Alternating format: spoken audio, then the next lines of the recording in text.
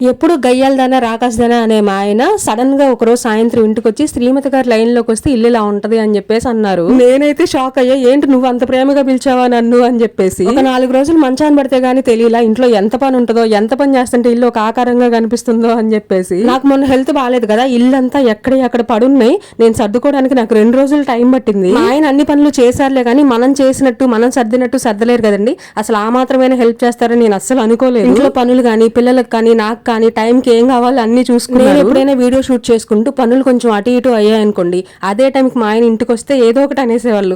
Video సంగతి తర్వాత చూసుకోవచ్చు కదా, ఫస్ట్ ఇల్లు నీట్ గా పెట్టుకోవచ్చు కదా, గంటన్నరలో పని అయిపోతుంది కదా అని చెప్పేసి. గంటన్నరలో పనులు అయితే అస్సలు అవ్వండి. పొద్దున్న నుంచి సాయంత్రం వరకు మనం చేసే కొంది ఇంట్లో పని వస్తానే ఉంటుంది. ఇలా హెల్త్ బాగాలేనప్పుడు మనకు ఎంతవరకు హెల్ప్ చేస్తారు, మనల్ని ఎంతవరకు అర్థం చేసుకున్నారు అనేది మనకు అర్థం. అలానే ఇంట్లో టైం ప్రకారం అన్ని అవ్వాలి అంటే మనం ఎంత కష్టపడుతున్నాం అనేది వాళ్ళకు కూడా. ఇలా మార్కబడ్డం మంచిదే. మీరేమంటారు? వీడియో నేస్తే లైక్ చేయొచ్చు కదా.